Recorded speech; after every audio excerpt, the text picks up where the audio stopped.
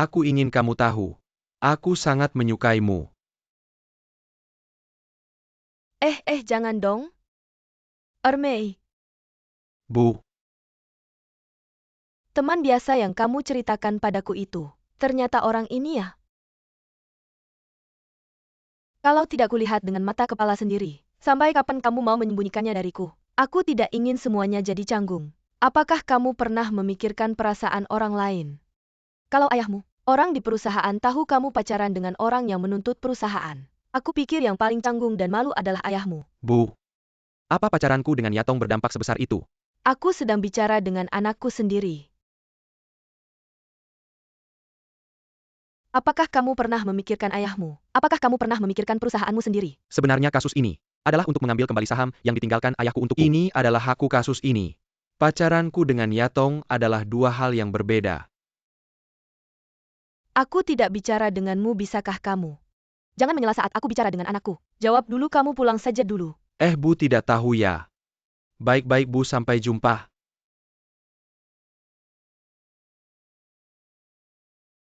Sudah ketahuan juga kalau begitu ibu sudah tahu. Dia tidak akan diam saja. Apa rencanamu ke depan? Aku juga tidak tahu, aku bingung. Kamu juga sudah tidak kecil lagi, masih main rahasia-rahasiaan. Bukan tidak tahu, hal seperti ini tidak bisa disembunyikan lama. Aku hanya tidak ingin membuat semua orang susah. Aku bukan menyembunyikan apa-apa, tapi kamu harus tahu Chen Qifa itu berasal dari mana. Kamu tidak bisa menyalahkan ibu karena menentang. Dia berasal dari mana? Dia hanya sedang berperkara dengan perusahaan ayah. Tidak berarti dia bukan orang baik. Orang baik ya kalau dia benar-benar orang baik. Dia tidak akan sembunyi-sembunyi di belakang. Mencari orang yang tidak tahu siapa untuk membayar kasus. Aku juga tahu apapun yang kukatakan kalian tidak akan percaya. Pada intinya tunggu sampai kasus selesai. Kalian akan tahu aku tidak salah. Apakah salah atau tidak, yang terpenting sekarang adalah meyakinkan ibu. Aku juga ingin semua orang tahu betapa keras kepala ibu. Kalau begitu tunggu sampai kemarahannya reda. Cari kesempatan untuk bicara pelan-pelan dengannya. Sekarang tidak ada banding lagi kamu 2 hari ini. Sembunyi di kamar saja. Sekarang aku akan membuat teh ginseng untuk meredakan amarah. Biar ibu tenang dulu.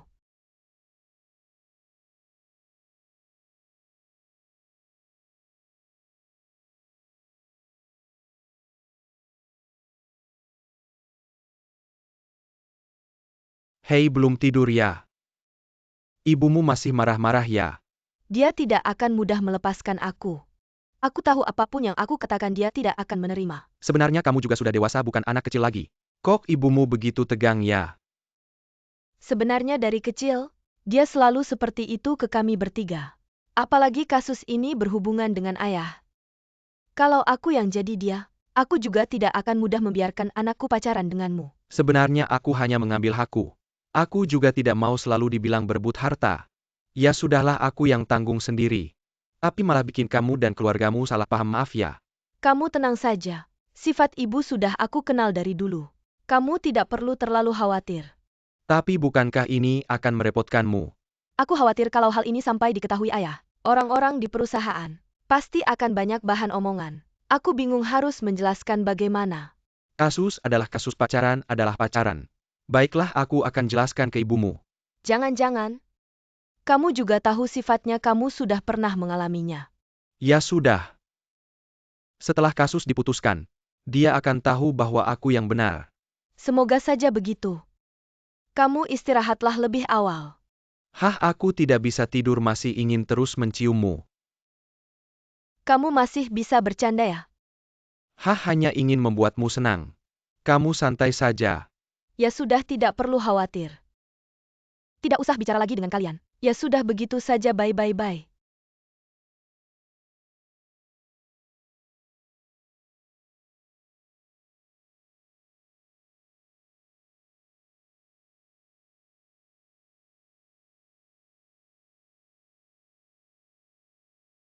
Selamat pagi.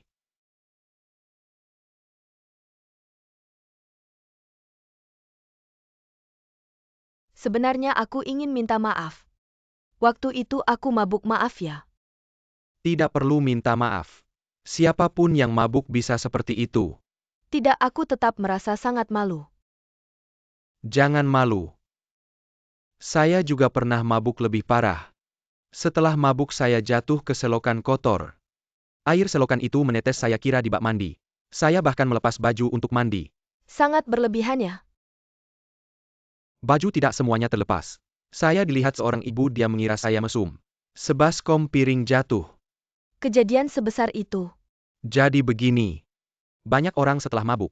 Mungkin tidak tahu apa yang mereka lakukan. Baiklah, mari kita lupakan hal ini. Sudah cukup kamu minum hampir mabuk. Kamu panggil saya untuk mengantarmu pulang. Sebagai teman tidak masalah. Teman saya masih harus pacaran. Jadi saudari saja ya, hahaha.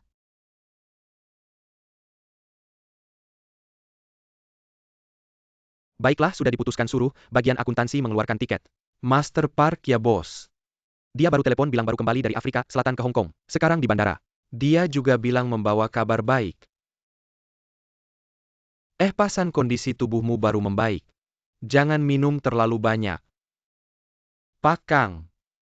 Saya ingin berdamai dengan Kifa di luar pengadilan. Berdamai. Saat ini kita punya peluang menang. Kenapa kamu berpikir begitu? Saya pikir. Sebelum isi surat itu tersebar. Lebih baik berdamai dengan Kifa di luar pengadilan. Ada masalah dengan surat itu. Surat itu bukan palsu kan? Oh, surat itu asli. Dia yang menulis sendiri. Isi surat itu selain Furong mau menarik saham. Juga menulis alasan dia menarik saham. Ternyata dulu, dia menyalahgunakan uang perusahaan untuk berjudi. Hasilnya kalah, dia tidak bisa berbuat apa-apa. Lalu bekerja sama dengan orang luar untuk merampok pabriknya sendiri. Jadi baru terjadi kejadian sebesar itu. Oh, ternyata dulu ada kejadian seperti itu. Pantas dia tidak punya muka tinggal di Kili. Ya, karena dia tidak bisa menghadapinya. Jadi dia pergi. Karena sekarang dia sudah tidak ada. Kita tidak perlu menyebarkan hal ini. Pertama, akan mempengaruhi reputasi Furong. Kedua, itu akan mempengaruhinya di mata Kifa. Kalau begitu, berdamai bukanlah solusi yang buruk. Tapi aku khawatir pihak lain belum tentu mau menerima.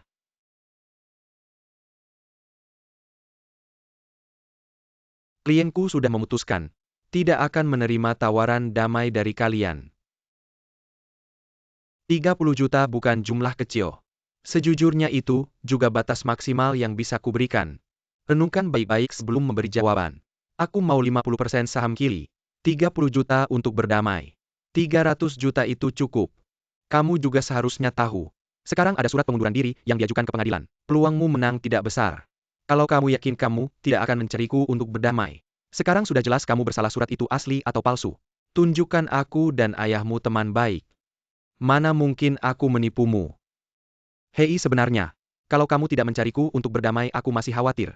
Sekarang kartumu terbuka, sudah tahu surat itu palsu. Ayahku pasti tidak pernah menulis hal seperti itu. Sekarang kamu mau menakut-nakutiku dengan surat itu ya? Tidak ada yang tahu suratmu asli atau palsu. Aku juga bisa melakukan trik itu. Kami juga ingin yang terbaik untukmu. Terima kasih, tidak perlu ketemu di pengadilan.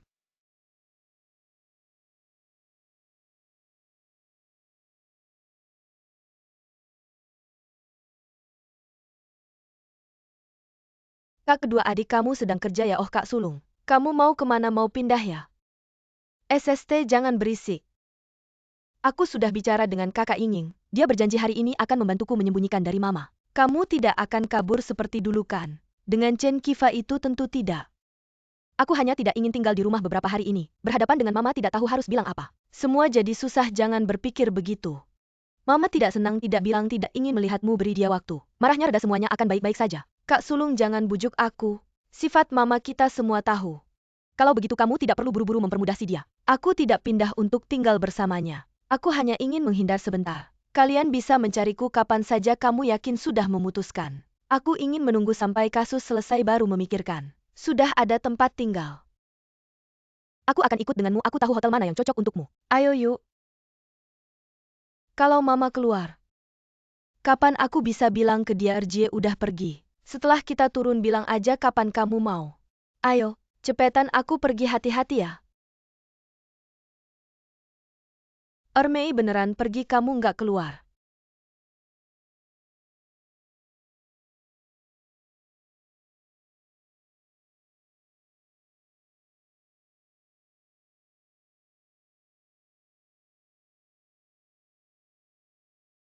Tolong kasih aku tisu, oh iya. Boleh tanya. Ban bocor ini dulu punya Chen Qifa ya? Dia udah nggak kerja di sini. Ada cara nggak buat nemuin dia? Dia si orang kaya baru udah nggak ada lagi. Mungkin udah mati, ngapain nyari dia? Kamu wartawan ya, cari bahan. Kayak gitu ya sebenarnya. Aku kenal dia. Nyonya jangan pura-pura dia punya teman. Aku nggak kenal kamu dari koran mana. Tapi nggak penting, aku kasih tahu. Aku nggak ada hubungan sama dia, jangan repot-repot. Aku beneran kenal dia dulu, dia ngebantu aku. Tapi udah lama nggak kontak. Pengen lihat gimana kehidupannya sekarang. Ngomong-ngomong aja gitu. Sekarang dia sibuk, nggak ada waktu buat kamu. Dia tiap hari sama cewek, makan enak, hidup mewah. Gak bakal peduli sama kamu, nggak kenal lagi. Kamu kenal pacarnya ya? Pacarnya cantik? Nggak, aku nggak kenal. Aku nggak ada hubungan sama dia, jangan sebut-sebut dia lagi di depanku. Jangan marah, pelan-pelan aja. Aku udah bilang aku nggak kenal dia. Belanja tisu terus, cepetan pergi nyonya.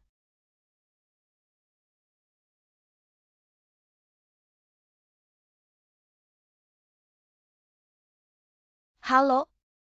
Ada apa, kamu kenapa? Nona, namamu siapa? Guanjing. Tahu nggak tadi kamu pingsan di jalan? Ada alergi obat? Nggak ada. Kami nemukan ada pendarahan di bagian bawahmu. Kami udah periksa. Temukan banyak selaput di dinding rahimmu. Diduga kamu punya endometriosis. Pernah operasi lain sebelumnya. 2 tahun lalu aku aborsi. Kamu perlu rawat inap, kami akan atur. Tenang aja, dokter bilang kamu nggak apa-apa. Rawat inap sehari. Besok bisa pulang, maaf ya. Nyonya Kang yang minta kamu antar aku ke rumah sakit. Terima kasih sudah membantu saya melakukan banyak hal. Sama-sama. Kita bertemu karena ada jodoh, jadi harus saling membantu. Saya Chen Qifa datang untuk melihatmu. Mengapa kamu memanggilnya? Saya dan dia benar-benar tidak ada apa-apa. Kamu sudah melakukan banyak hal untuknya. Kamu bahkan pernah menggugurkan kandungan untuknya. Jika hatimu benar-benar ingin bertemu dengannya, saya bisa membantumu. Bagaimana kamu bisa tahu begitu banyak hal? Maaf, itu. Saya tidak sengaja mendengarnya di luar ruang gawat darurat tadi.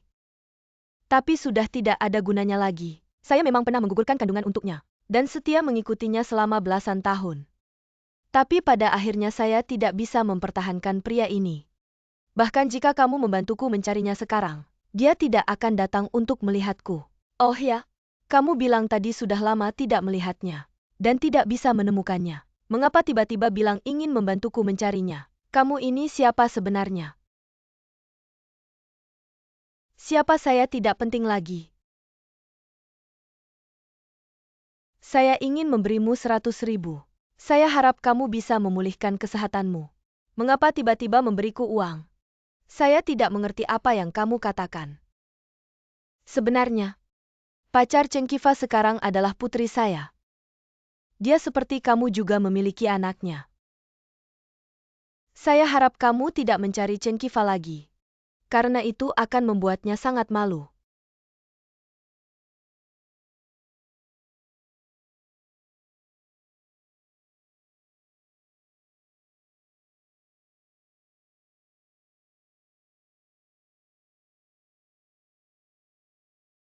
Hai. Non Kang, bisakah kamu jujur menjawab saya? Apakah kamu benar-benar hamil? Tentu saja tidak. Saya tidak perlu berbohong padamu. Apakah dia menyuruhmu untuk tidak memberitahu orang lain? Siapa yang kamu maksud dengan dia? Pacarmu Chen Qifa. Saya benar-benar tidak mengerti. Kamu tiba-tiba datang ke sini hanya untuk menanyakan pertanyaan ini. Saya curiga kita ditipu oleh orang yang sama. Apakah kamu tidak senang dengan pacarmu?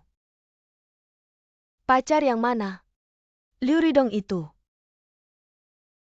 Liu Ridong bukan pacarku.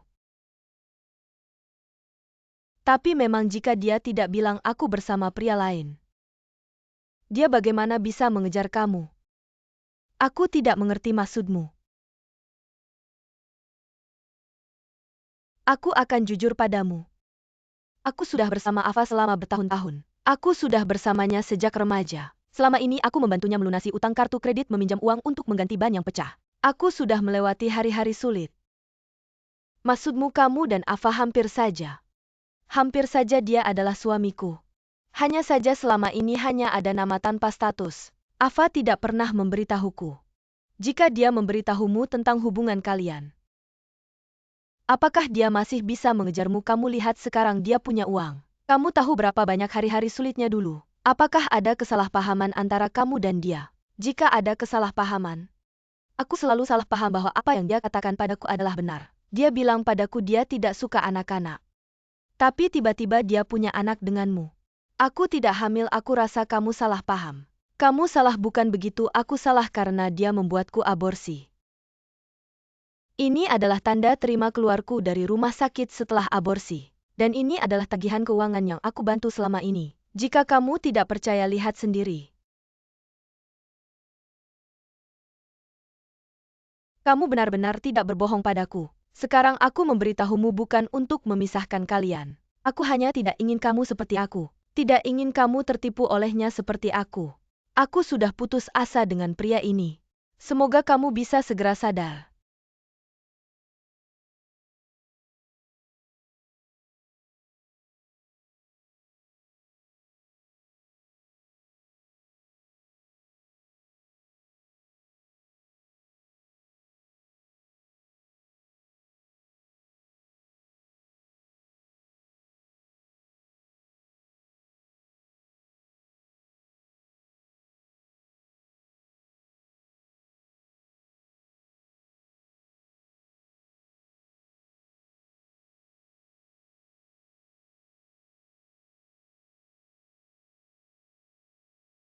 Hei Yatong, kamu kemana?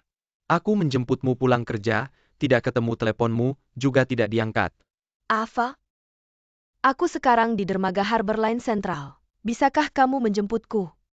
Baik, aku segera menjemputmu, bye.